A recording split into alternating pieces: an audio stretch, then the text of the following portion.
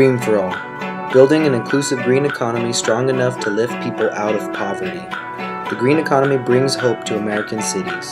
Green for All is a national organization working to create green jobs and build a green economy that closes the gaps in income, opportunities, security, and health across the country. It does this in 3 ways: making change through policy and politics, increasing and expanding capacity and capital within the green economy, and building a movement of everyday people who want a green economy for America. The green economy is the emerging cluster of economic sectors creating wealth and jobs by repairing and restoring the health of our planet. The green economy is the urban farmer who sells organic, locally grown produce in their community. It is the worker who now builds wind turbines years after being laid off from a steel factory. By ensuring that every community has equal access to the new opportunities of the green economy, we can lift millions out of poverty. We are all a family, and together we can be the change we wish to see in the world. Together we are planting seeds for community needs. Que viva la familia y que viva la tierra.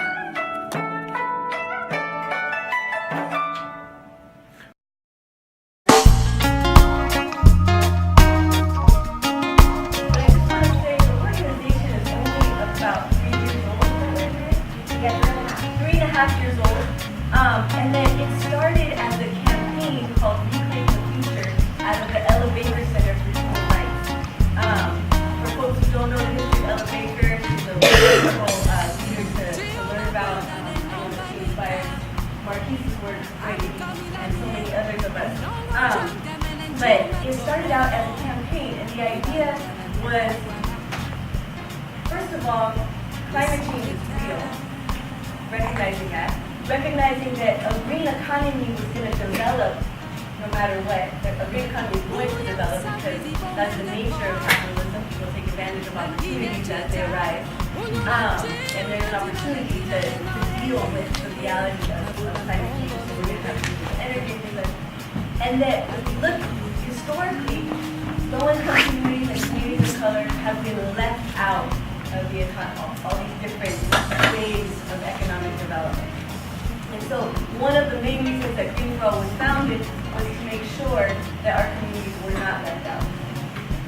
Another reason it was founded was to bridge this unnecessary gap that we've had a long time in our movement between environmentalists and labor. And there's been for a long time this idea that we cannot have both a healthy environment and jobs. And so there was this like wedge issue. So they said, no, actually we can create millions of new jobs by taking care of our environment. And then the third real principle I think that guided the founding of this organization is the idea that the environmental movement had gotten becoming its mainstream iteration became something that alienated low-income communities and communities of color. And so it was an opportunity to reclaim and say, you know what? All of us, Green for all of us, all of our ancestors lived in balance with the earth, have been stewards of the earth, have taken that role seriously, and it's only been in very recent history that we've lost that knowledge. And some of our people haven't really lost that knowledge.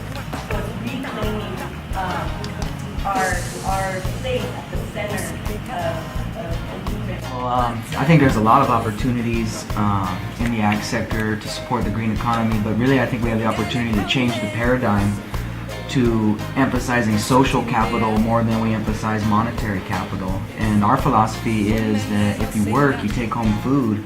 And we have a relationship with Ray Garduno, our city councilman, and we literally can't sell food from our garden.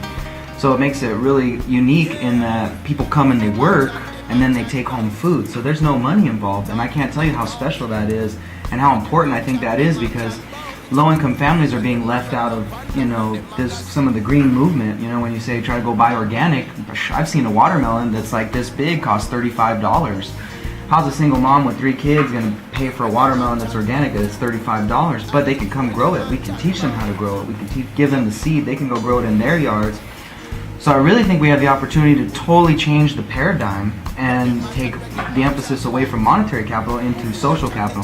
Now there's also a lot of opportunities to market your food, take it to farmers markets, take it to people that have an income to buy the really good organic food, and to utilize that opportunity as well. Getting youth involved. If you're in high school, it could be a really great way to make a couple extra bucks. Instead of selling drugs, you could be selling tomatoes, things like that. Or they're selling the compost. That's something really we want to get into. But I think we can't leave low-income families out. And really, we're changing the paradigm when we're just sharing food, and when we're bartering, and when you're teaching people how to feed themselves. So we like to say, grow your own food stamps, and don't be dependent on systems to take care of you. Thank you.